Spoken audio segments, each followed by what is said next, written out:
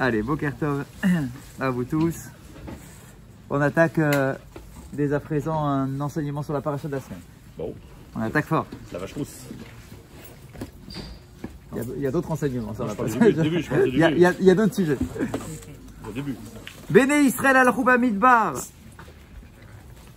Les enfants d'Israël étaient dans le désert. Avalem Gvar itra gelu shenam tzrichim idog lemaim. Le pupitre.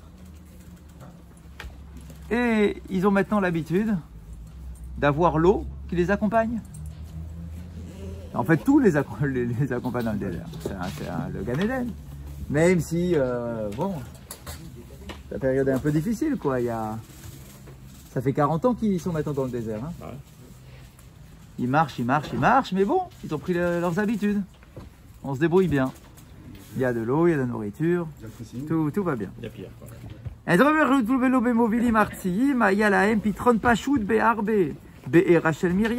y a bien évidemment le puits de Myriam. C'est un rocher ou un puits qui produit de l'eau pure, bonne, magnifique. Qui les accompagnait à chaque étape. D'où est-ce qu'ils ont compris que le puits en question était là grâce au mérite de Myriam? Eh bien, c'est très simple. Parce que le jour où Myriam meurt, c'est dans la paracha de la semaine, le jour où Myriam meurt, il n'y a plus d'eau. Donc, si le jour où Myriam meurt, il n'y a plus d'eau, ça veut dire que c'est par le mérite de Myriam qu'on avait de l'eau. C'est comme ça qu'ils en font la déduction.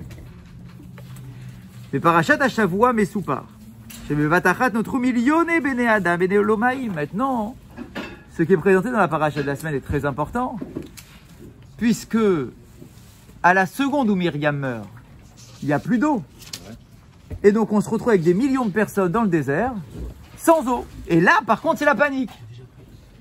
Là, maintenant, c'est la panique d'un coup. Vous voyez ce que je veux dire? C'est-à-dire que jusqu'à présent, tout allait bien, on n'était même pas conscient du miracle finalement.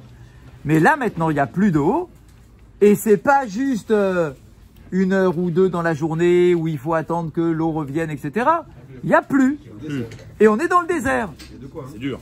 C'est la panique tout de suite. Parce que dans le désert, il y a les vieillards, il y a les enfants, il y a les animaux. Enfin, voilà, il y a du monde, il y a de la foule. Et on est là comme ça, sans eau. Exactement.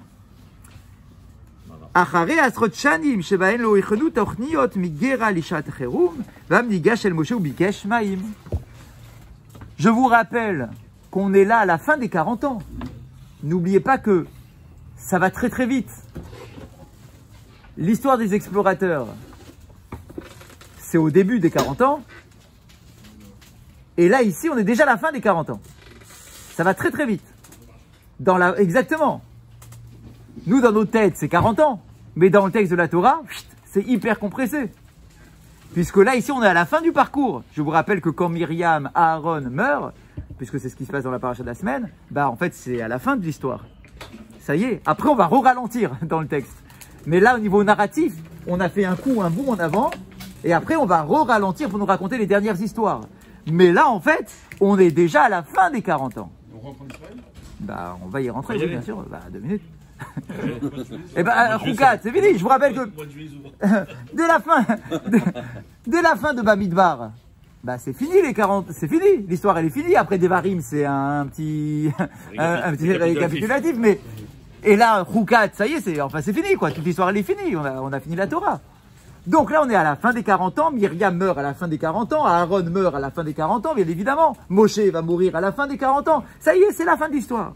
Donc pendant 40 ans, on s'est habitué, le kiff, d'accord, de l'eau fraîche qui tombe dans le désert sans problème.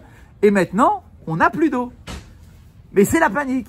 Donc les enfants d'Israël se tournent vers Moshe en disant, Maïm, on veut boire. Ora Hachem les Moshe. Alors bien évidemment, qu'est-ce que fait Hachem à Moshe? Il lui dit, Ata et Aaron, maintenant que Myriam est morte, il ne reste plus que toi et Aaron.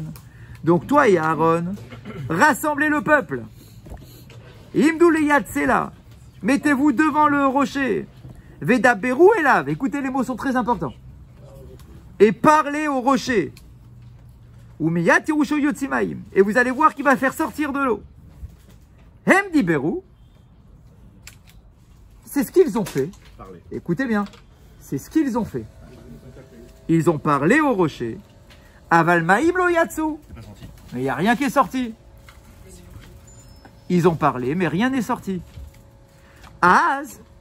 Ika Moshe Rabbeinu et Asela bematea Elokim shebeyado veyatsu maim rabim. Le problème, c'est quoi? C'est que quand tu rassembles le peuple entier, tu rassembles le peuple en leur disant, vous inquiétez pas, il va y avoir un miracle impressionnant.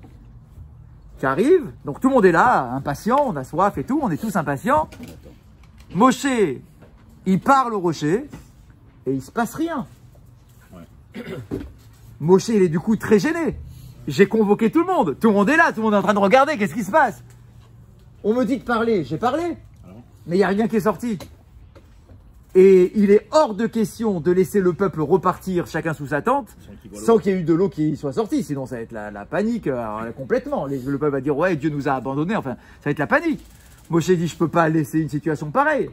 Du coup, dans l'élan, panique, etc., presse et pression qu'il devait y avoir, eh bien, qu'est-ce qu'il fait? Il prend son bâton, le bâton de tous les miracles depuis qu'on est sorti d'Égypte. Il prend son bâton, il frappe le rocher. Ça se comprend. L'eau sort. Non, ça se comprend pas. On verra après. Maïm. Qu'est-ce que tu aurais fait, toi? Tiens, tout le peuple qui a soif. Mais lui, c'est pas Moshe, lui. Qu'est-ce que vous lui demandez à lui, ce qu'il va faire? Il aurait tapé 2 fois. Sors, il aurait crié. C'est vrai. Donc, Vemaïm Yatzim. Et l'eau sort. Ouais. Donc, on est bien d'accord. Dieu a ordonné de parler. Il parle. Il a parlé. Mais rien n'est sorti. Et à ce moment-là, il frappe et l'eau sort.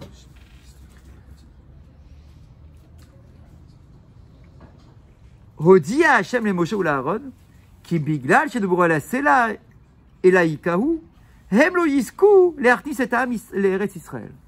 Et là, Dieu s'adresse à Moshe en lui disant, tu aurais dû parler au rocher pour avoir de l'eau, et puisque tu ne l'as pas fait et que tu as frappé le rocher pour avoir de l'eau, tu ne vas pas rentrer en Israël.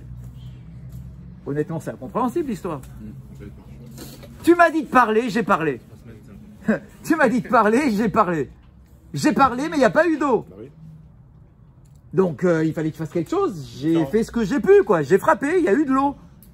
Et maintenant, tu m'engueules. Tu me dis, ouais, tu vas pas rentrer en Israël, c'est un scandale. Tu vas pas sanctifier mon nom au sein du peuple d'Israël parce que tu n'as pas parlé. Mais comment ça, je n'ai pas parlé? J'ai parlé. Qu'est-ce que tu me reproches? Quel est le reproche? Puisque j'ai parlé, mais l'eau n'est pas sortie.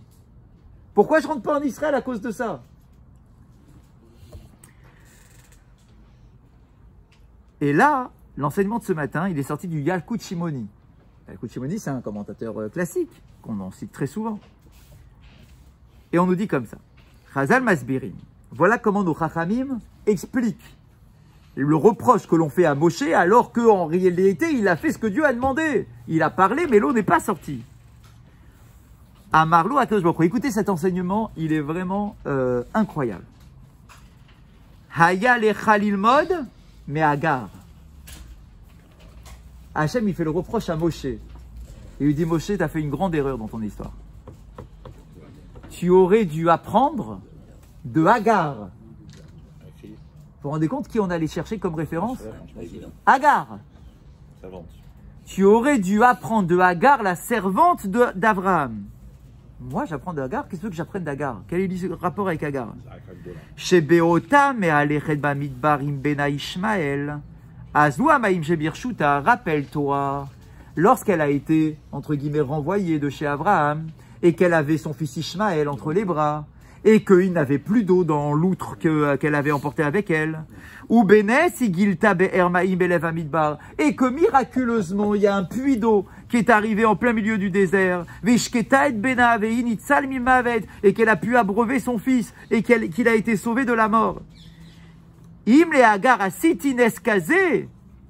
Si pour Agar, j'ai fait un miracle aussi impressionnant que de faire apparaître un rocher en plein milieu du désert pour lui donner de l'eau, toi, c'est évident que je t'aurais fait le miracle pareil, avec encore plus de puissance. Pourquoi? Parce que vous, maintenant, vous êtes le peuple d'Israël qui a reçu la Torah, qui a eu tous les miracles, etc. Toi, tu es Moshe Rabbeinu. C'est sûr que j'aurais fait le miracle de la même façon.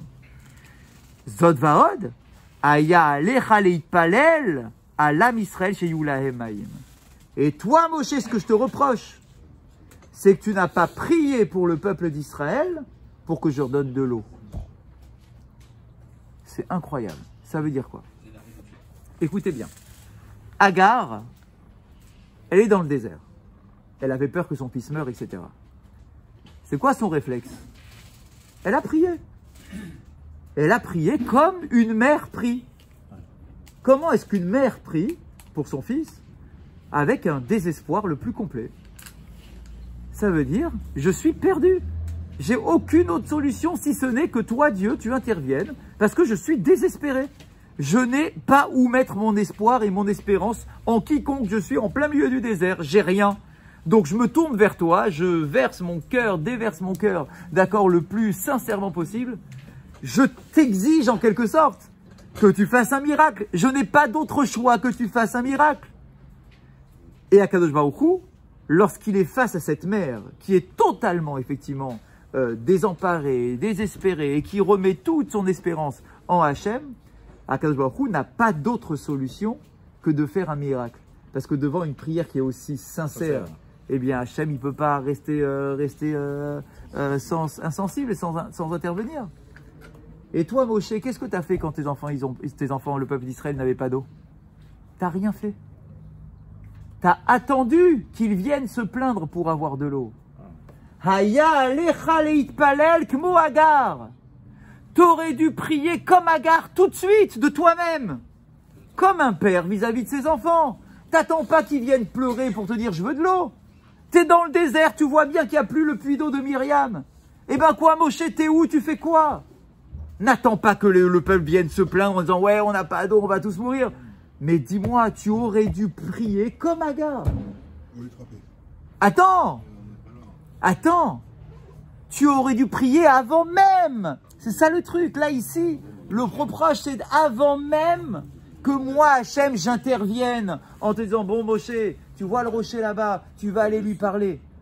Avant même de me faire la demande, parce que le peuple t'a mis la pression en disant Maïm, on veut boire. Tu aurais dû prendre l'initiative comme Agar, comme une mère. Bien sûr que c'est pas évident. C'est un être humain. Moïse, en fait, il est resté sans boire, sans... Mais c'est ça le truc. C'est que Moshe, il est tellement au-dessus de tous les problèmes de manger, boire, viande, pas viande, etc. Moshe, c'est pas son truc. Mais c'est ça qu'Hachem lui reproche. Tu es le berger du peuple d'Israël. T'es pas ici en tant qu'ange sur terre en train de recevoir la Torah. Tu es en train de t'occuper d'un peuple. Le peuple, il n'est pas à ton niveau. Le peuple, c'est un peuple. D'accord? Le peuple, il a besoin de manger, il a besoin d'eau, il a besoin de voir qu'il y a des bouteilles d'eau dans le désert qui nous accompagnent. Parce que s'il ne voit pas les bouteilles, alors il panique le peuple. Mais toi, tu es le chef du peuple, tu dois être au niveau du peuple, tu dois te mettre dans la peau du peuple. Donc qu'est-ce que tu aurais dû faire? Et c'est ça le Midrash Shimoni, il est incroyable, le Yalkut Shimoni. Il dit, tu aurais dû faire comme Agar. Agar, elle a vu que son fils n'avait pas d'eau. Qu'est-ce qu'elle a fait? Elle a prié. Point, parce qu'une mère qui voit qu'il n'y a pas d'eau, elle prie tout de suite, elle prend l'initiative de faire la prière. C'est pas frapper le reproche. Donc, attends, le reproche premier. Donc ici, on a un double reproche. Le reproche premier, c'est que tu aurais dû prier avant même que le peuple n'en fasse la demande. Ça aurait dû venir de toi, avant même que moi je te donne les consignes. Alors regarde, il y a un rocher là-bas, etc. Avant même, ça devait venir de toi. Ça, c'est le premier reproche. Maintenant, une fois que tu n'as pas été, entre guillemets, je parle de Moshe Rabbeinu, d'accord, on a compris, c'est avec des pincettes, etc. Mais puisque tu n'as pas été dans ta mission première de t'occuper de ton peuple comme une mère s'occupe de son fils et de demander l'eau de toi-même, alors ok, je vais te donner les consignes maintenant. Ok, parce que maintenant c'est le peuple qui t'a mis la pression, t'as pas eu le choix. Ok, alors je vais te dire, tu vois le rocher là-bas, tu vas aller lui parler. Maintenant il va lui parler, mais l'eau elle est pas sortie. Qu'est-ce qu'on lui reproche maintenant? Deuxième reproche, tu n'as pas prié avec assez de conviction. Parce que si tu avais prié et parlé avec assez de conviction, le rocher il aurait donné de l'eau. Tu n'étais pas assez convaincu. La première fois. La première fois quand il parle, le rocher. Donc c'est pas la première fois. Donc là, on est à la deuxième fois. Il y a pas de conviction dans la première fois. Exactement. Tu n'y étais pas comme Agar. Il n'est pas concerné. Tu n'y étais pas comme Agar. Pourquoi Agar, elle a mis tout son cœur là-dedans? Parce qu'elle a vu mourir son fils. Donc pour elle, c'est soit je prie avec tout mon cœur, soit il meurt. Et ça a marché. C'est comme ça que ça marche une prière. Eh bien, elle dit, si Agar a réussi, tu aurais dû réussir toi aussi du premier coup. Puisque l'eau n'est pas sortie, c'est qu'en réalité, tu n'as pas prié comme Agar. Va prier, non, on va parler, c'est pareil. Elle dit va parler. Chazak. Et nos maîtres nous disent, c'est ça l'enseignement de ce matin. C'est qu'en fait, quand on lui dit va parler, en fait, c'est va prier. C'est va prier, en fait, le sens du mot. Le sens du mot, c'est prie devant le rocher pour que le rocher il te donne de l'eau. Tu crois quoi? Tu crois que ça marche comme ça, la prière? Tu crois parce que tu as ouvert la bouche, tu vas être exaucé? Ça marche pas comme ça. La prière, c'est pas j'ai ouvert la bouche, alors j'attends maintenant que ça marche. Pas du tout. Tu dois parler comme Agar, elle a parlé. Agar, voilà, elle est comme on l'a dit. Elle était complètement désespérée. Son fils allait mourir. Donc sa prière, elle a été avec de la conviction. En fait, on est en train de dire qu'il y a une déconnexion entre Moshe Rabbeinu et le peuple. Et donc, puisqu'il y a cette déconnexion, tu ne peux pas rentrer en Israël. C'est pas une punition comme nous on l'entend depuis qu'on est tout petit. Ouais, il a une punition, il a frappé le roi. Ça veut dire que en Israël, c'est un monde où matériel. Il faut s'occuper de la terre, labourer, faire les guerres, etc. Ben Moshe, peut-être que tu ne corresponds pas à ce niveau-là. Tu es l'homme du désert. Tu es l'homme des miracles du désert. Mais maintenant, c'est une autre dimension de quelqu'un qui est moins grand que toi. Parce que ça conviendra plus à la nouvelle situation. Donc toi, Moshe, pour l'instant, tu restes dans le désert. On te met de côté. C'est pas une punition. C'est parce que ça ne correspond pas. Pour preuve, tu vois ton peuple mourir de soif. T'interviens pas tout de suite. Donc, tu ne vas pas correspondre à ce qui est attendu maintenant du chef qui va rentrer en Israël. C'est pas une punition. C'est tout simplement que ça correspond pas. Donc toi, Moshe, tu restes dans le désert. On fera appel à toi à la fin des temps, à l'époque du Mashiach. C'est toi qui ramèneras tout le monde. Parce qu'à ce niveau-là, à ce moment-là, on sera au-dessus des contingences de la matière. Donc toi, pour l'instant, on te laisse de côté. On va prendre Yehoshua, qui est un individu qui est beaucoup plus terre à terre, d'accord, je comprends quand je dis ça, d'accord, qui est déjà, voilà, plus homme que ange, Moshe est plus ange que homme, Yehoshua il est plus homme que ange, donc du coup, toi, regarde, tu aurais dû intervenir tout seul, avant même que le peuple vienne se plaindre, tu l'as pas fait. Parce que, voilà, tu l'as pas ressenti la nécessité. Peut-être que parce que tu avais confiance en Dieu, c'est pas un problème de Emouna ici. C'est que bon, certainement que tu avais confiance sans problème, etc. Mais tu ne l'as pas fait. Ok, finalement, je t'ai donné des consignes et je m'aperçois que quand tu as parlé au rocher, finalement, s'il n'a pas donné de l'eau, alors que moi, je t'avais dit qu'il allait donner de l'eau, c'est que j'attendais de ta part une prière qui fasse donner de l'eau, qui fasse sortir l'eau. Et ta prière, elle n'a pas fait sortir l'eau. Ça veut dire qu'elle n'était pas suffisamment convaincue comme Agar. Mais c'est vrai qu'en même temps, il avait confiance. Bien évidemment. C'est dur d'avoir confiance mais oui. et désespérer en même temps. Eh ben oui. C'est l'un ou l'autre. Mais oui, mais la prière, quand on fait une prière, même nous à notre niveau, quand on fait une prière, en fait, c'est savoir que... Mais oui, mais c'est ça en fait. Ton bitachon dépend de ton degré de désespérance. Ben oui. Plus t'es désespéré, plus t'es non, pas désespéré en Dieu, pas désespéré en Dieu. Plus tu es désespéré en tous les autres repères que tu as habituellement. Regarde, tu vas voir tes médecins, d'accord? Tu as été voir tes médecins. Ils t'ont tous dit, ça y est, c'est terminé. Ok. Tant qu'ils m'ont pas dit c'est terminé, j'ai espérance en la médecine. Mais une fois que j'ai vu tout le monde et que tout le monde a dit c'est terminé, alors là, mon seul espoir c'est Dieu. Donc je suis désespéré, on est d'accord? Je suis pas désespéré en Dieu, je suis désespéré en tous les autres repères habituels. Mon banquier, mon médecin, mon machin. Une fois que j'ai tout essayé et qu'il n'y a plus rien, alors là je suis complètement désespéré. Maintenant, effectivement, je fais appel à mon bitachon vis-à-vis d'Akadosh Baruch Hu. Et cette prière-là, elle est totalement puissante. Alors, je dis pas que Moshe, bien évidemment, il n'y a pas de problème de Emouna, mais regardez les mots de la paracha quand même. Hein. Les mots de la paracha, c'est quoi? Yahan, puisque vous n'avez pas eu de Emouna en moi pour sanctifier mon nom au sein du peuple d'Israël, c'est pour ça que vous ne rentrerez pas en Israël. C'est incroyable. Comment ça, Moshe, il n'a pas de Emouna? Non, c'est que si ta prière, elle était suffisamment belle à ce moment-là, et puissante, l'eau, elle serait venue, sans que tu frappes. L'eau, elle serait venue. Et donc, du coup, le peuple, il aurait été impressionné. Là, il aurait dit, waouh, Kadosh Baruch Hu, il nous a sauvés de manière incroyable. Donc, ici, ce Yalkut Shimoni, il est incroyable. on a comparé Moshe à Agar en disant que tu aurais dû faire comme Agar et que la prière de Agar, elle était puissante et que la tienne, elle était insuffisante par rapport à ça et que tu as été obligé de frapper parce que j'allais pas te laisser tomber quand même dans l'histoire. Il fallait que l'eau, elle sorte. D'accord? Donc, tu pouvais pas, il fallait que tu fasses quelque chose, mais moi, ce que j'aurais espéré, c'est que tu pries avec beaucoup plus de conviction. Ok, la prière, elle n'a pas réussi, alors tu t'étais un peu désemparé, tu as frappé. Ok, dommage. Mais en fait, ce que je te reproche, entre guillemets, c'est que ta prière, elle aurait dû être suffisante. Donc il aurait aucune chance de rentrer en Israël. De toute façon. De toutes les façons. De toute façon. Parce que quelques siècles plus tard, avec Rabbi Shimon ben Groth et son fils, quand ils sont sortis la 12e année, Ouais. ils étaient au même niveau. Oui. Quand ils ont dit. Quand tu es déconnecté. Travailler encore un an. Razak, ça correspond pas. Quand tu corresponds pas, tu corresponds pas. D'accord? C'est pas le bon moment. Et d'ailleurs, on nous dit, c'est pas pour rien que les 3 bergers du désert sont morts dans le désert. D'accord? Aaron, Myriam et Moshe. Pourquoi il n'y en a pas un qui rentre? Ben oui, parce que c'est pas les personnes qui conviennent à ce moment-là. Akadosh Baruch Hu, il va mettre en place un nouveau système de chefs au sein du peuple d'Israël qui correspond à la réalité. C'est ça la vraie Mouna. C'est que nous on se dit, ouais, c'est la panique, Moshe il est mort, comment on va faire?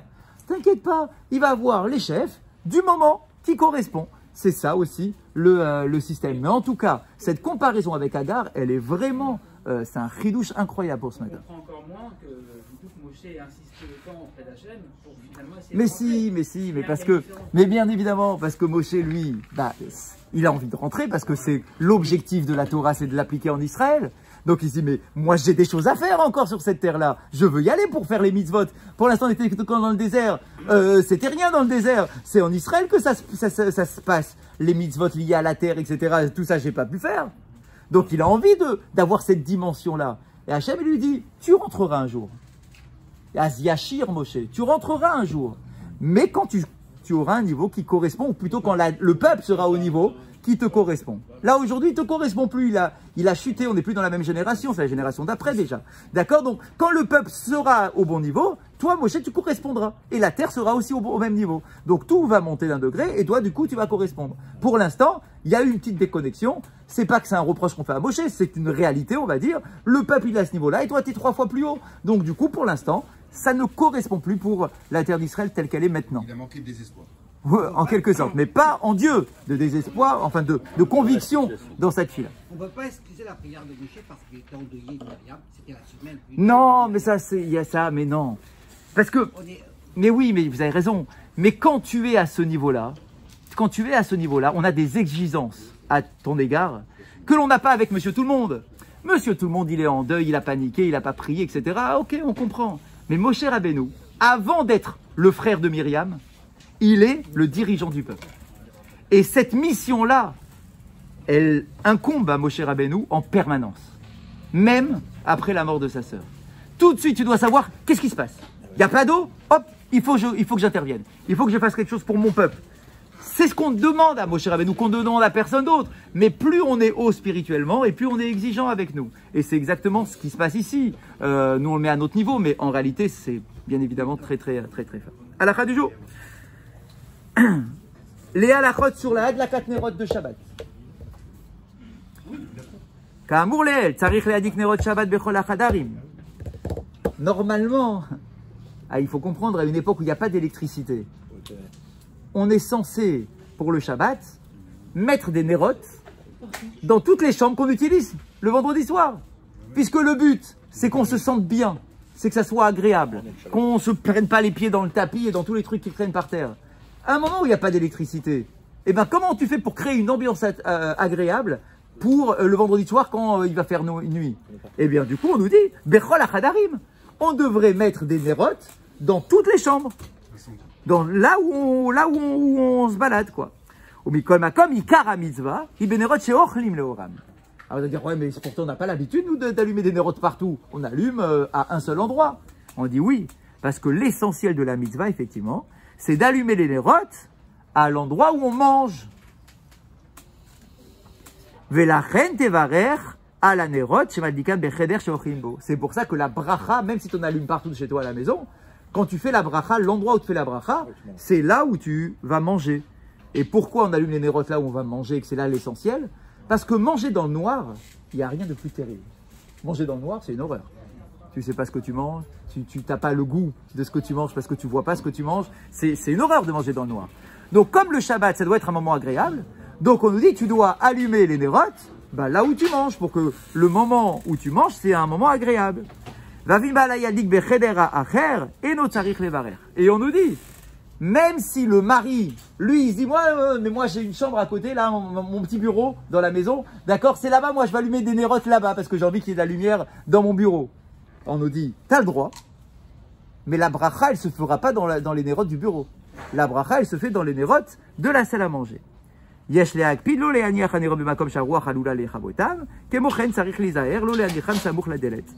il nous précise, on doit faire attention à ne pas poser les nérotes à côté d'une fenêtre ou d'un endroit où il y a un vent, où il y a du vent.